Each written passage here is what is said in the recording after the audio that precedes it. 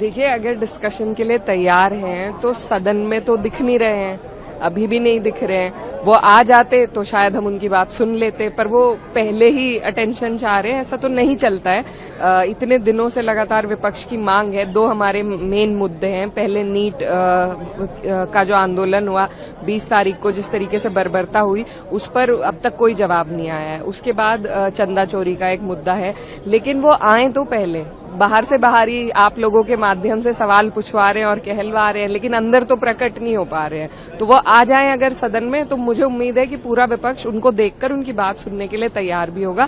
लेकिन शर्त तो ये है कि वो पहले पहुंचे।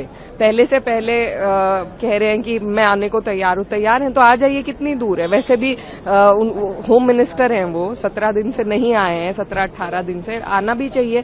तो ये सिर्फ गुमराह करने की एक टैक्टिक है। हम सबको उलझाया जा रहा है, पागल बनाया जा रहा है देश की जनता, लेकिन अब पागल नहीं बनेगी। अब आखिरी दिन आज वो कह रहे हैं कि 3 बजे से वो आने को तैयार है, लेकिन फिर भी नहीं आए हैं। दूसरे ही मंत्रियों के द्वारा कहलाया जा रहा है, तो उनकी कौन सी बात पे यकीन किया जाए। स्पीकर को लेटर भी लिख दिया है उन्होंने तो। बिल्कुल, लेकिन अगर वो आ जाते, वो वैसे भी आते ही रहते थे, अब इस सत्र में नहीं आए, अगर वो आ जाते तो मुझे लगता है इन सब चीजों पर विराम लग जाता कि आएंगे, बताएंगे या नहीं बताएंगे। पर अगर वो खुद आ जाते, उनकी प्रेजेंस उस बात पे विराम लगा देती, लेकिन प्रेजेंस हमें दिखी ही नहीं। तो मेन बात यह है कि वो आ क्यों नहीं रहे। मैम, एफसीआरए बिल जो है वो जीपीसी को भेज दिया गया। देखिए, हमारा देश संविधान से चलता है और संविधान हमारा सेक्युलर है, और जितने भी माइनॉरिटीज हैं देश के, उन सबको अधिकार है अपने अपने मजहब को आगे बढ़ाने का, चलाने का। और ये पुराने वक्त से चलता आ रहा है। अब सिर्फ और सिर्फ हर चीज को सेंट्रलाइज करने की कोशिश की जा रही है कि जिन संस्थाओं को सरकार चाहेगी सिर्फ वो ही पैसे ले पाएंगे, सिर्फ वो ही काम कर पाएंगे। जिन संस्थाओं को सरकार नहीं चाहेगी तो वो संस्था उनका लाइसेंस इनवैलिड कर दिया जाएगा। तो इस तरीके से, इस तरह की मनमानी से कोई देश नहीं चल सकता, और इसीलिए हम सबकी मांग है कि ये बिल वापस लिया जाए। लेकिन ये जेपीसी में भेजा गया है, तो वहां पर इस पर बेहतर डिस्कशन होगा, और मुझे उम्मीद है कि जितने भी विवादित मुद्दे, पॉइंट्स होंगे उसमें, उन पर गहनता से ध्यान दिया जाएगा। देखिए, सरकार पहले की तरह सबको गुमराह करने की कोशिश कर रही है। अगर होम मिनिस्टर तैयार हैं, जवाब देना चाहते हैं, तो आके सदन में अपना चेहरा दिखाएं, अपनी हाजिरी लगाएं और जवाब दें। वो तो 17-18 दिन से सदन चल रहा है, एक भी दिन नहीं आए हैं। वो आएंगे तो हम सब चुप होकर उन्हें सुनेंगे, पर शर्त यह है कि वो आए। तो ये तो शर्त नहीं हो सकती कि पहले हम चुप हों और फिर वो आएंगे।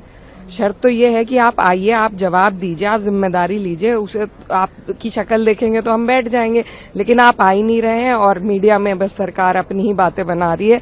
उनको ना जवाब देना है, ना उनको जिम्मेदारी लेनी है, ना उन्हें स्टूडेंट्स की चिंता है, और एक फर्जी चिंता उन्हें झारखंड की जो उन्होंने मुद्दा उठाया है, ये भी वो हमेशा से करते आए हैं कि नेहरू के जमाने में ऐसा हुआ था, उस सरकार में ऐसा हुआ है, इस सरकार में ऐसा हुआ है। देश की राजधानी में अगर पैलेट गन्स चली हैं तो ये हमारे लिए सबसे शर्मनाक चीज है। देश की राजधानी में अगर इतना अत्याचार बच्चों पर हुआ है तो बाकी जगहों पे तो हाल और बदतर होना ही है।